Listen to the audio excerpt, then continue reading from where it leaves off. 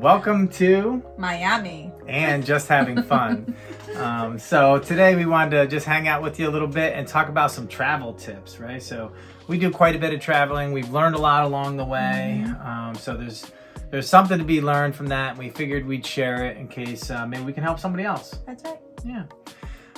So we're going to run through our top 10 and kind of just talk through it a little bit. And please comment below if you have any feedback and anything else, any questions that you had, and we'll be sure to get back to you. That's right. Yeah. All right. So tip number 1. When we want to go somewhere, we shop around. That's we right. check all the different websites. And, Yeah. And then really, because it seems like when you are on your phone, the price just keeps going up. Yeah. So like a lot of times we'll go on the computer and book it, or we'll go on my phone and book it. But it seems like when you're looking on your phone and you keep looking and you keep looking, you'll see eventually the prices seem to go up. So yeah, and you know what? Lindsay called me out on this the other day. I didn't believe her. I went back into what I was just looking at and went back through the motions again. The same flights, the same, everything exactly the same, and the price was higher. And then I grabbed her phone and I went through, and it was back to the regular price. And I was like, this isn't right. They're really trying to get us here. So look at it in many different ways. So first and foremost, shop around. yeah. Third-party sites are good. Also visit the official site. So sometimes you will see a great deal on Expedia or Travelocity, and then you go to American Airlines and there might be a better deal there. And some of the sites, some of the official sites give you other options. Like if you left the night before, you can save $200 on this flight. So that's really good. And then the second part is, from a shopping around perspective, is think about like within 3.5 hours of our house, I think we have 7 different international airport options. We live in central New York, so we have Boston, we have Burlington, Vermont, we have Syracuse, New York, Albany, New York. We have 2 in New York City. We have 1 in Connecticut, where we could fly out of there. That's only a couple hours from our house. So there's a lot of options. So we really search all the sites to find out what the cheapest way to travel is, because what we find is a lot of times we drive to Boston and we fly from Boston. And the reason being is, if you fly out of Albany, where we're at, well, there's always a connector flight. So there's really almost no direct flights. There are some on certain days, but everything's more expensive because you have to stop, and it's not a big international airport like Boston is. So a flight may be $1,500 round trip out of Albany, but it may be $350 round trip out of Boston. So we drive the 3.5 hours. No big deal. No big deal. And we save ourselves over $1,000, $1,200 on a plane ticket. So there's different ways to look at it, and there's ways to win when it comes to traveling. That's right. All right, so be flexible with your dates and times. We kind of talked about that already, right? So sometimes we are super set on a specific date.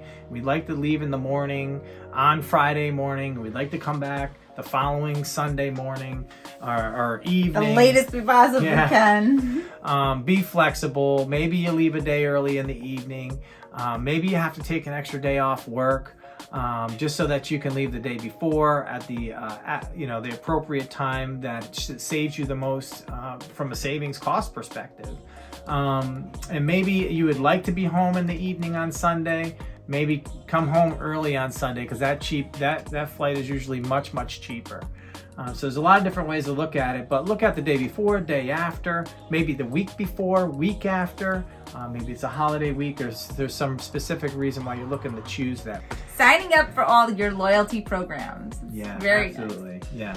sign up for all the loyalty programs for every place that you go. So if it's a hotel, if you're staying at the Hyatt, sign up for their points. If you're staying at the Marriott, sign up for their points. If you're staying at the Holiday Inn, sign up for their points.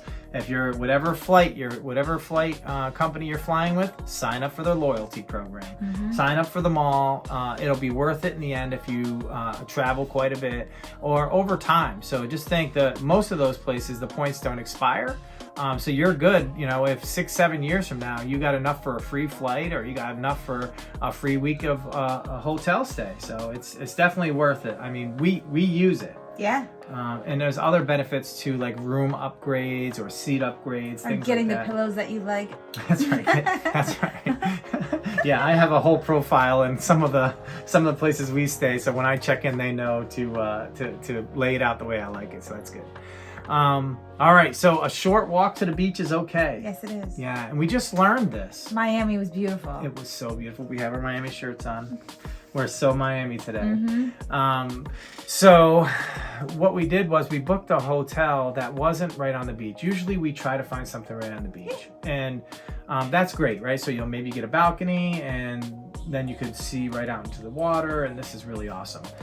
This time we booked a block in, and it saved us, probably 75% off the cost of a hotel right on the water. It was beautiful. It was beautiful. So you can see the ocean from there, right? The building was high enough above the rest. And we walked one block. It was perfect. So we packed our beach bag, and we took a walk down the block, and we were at the beach. And we saved a tremendous amount of money. So we've discovered something new, right? So we did that in Miami. And we're going to go ahead and probably do that more often when we do travel, because it worked out great. It was no bother. Mentally you think you want to be on the beach to look out your balcony or look out your window and see the water. You don't. It's not a have to have. Try a little something different off the beaten path. You'll be extremely excited, and you'll be able to travel more because you're saving. Yep. Yeah. All right. Explore the area and shop and eat locally. Yes. That's a big one. Yeah. Lindsay loves it, right? I do. I love trying new food. Yeah. Fun. Yeah, she gets very adventurous with food.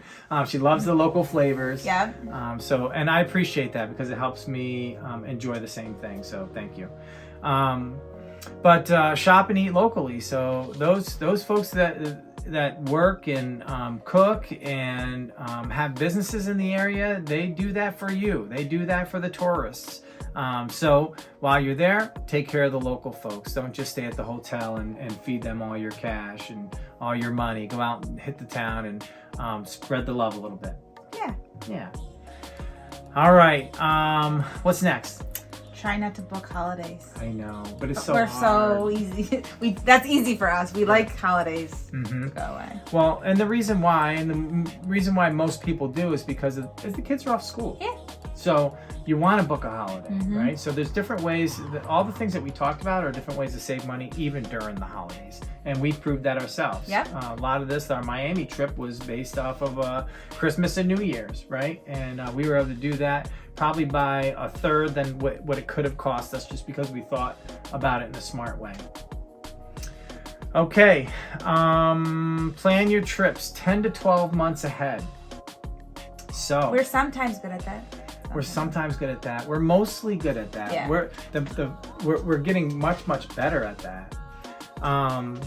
So let me explain why this is important. So if you're on vacation this summer, whatever it may be, you're saying, hey, I'd like to come here next year. Well, book it now. The reason being is it could sell out. Somebody else could book it. Usually the booking window doesn't open right away either. But if you're committed to it, you say, this is the place. Well, you can reach out to the folks that do the rental property or the hotel or whatever it may be, and let them know that, hey, that you're interested to be back on the same dates. They might do a hold for you or something like that.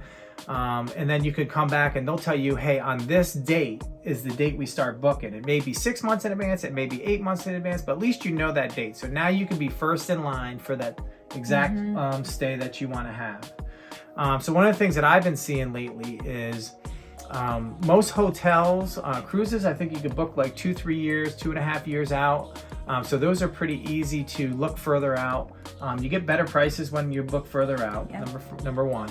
And then when you book further out from a hotel perspective, usually those are about a year. So you can book a hotel about a year out. Some are 10 months, some are 12 months out. But at least you get a better rate. You're able to plan, and then you have plenty of time to book flights and all the rest of the deal.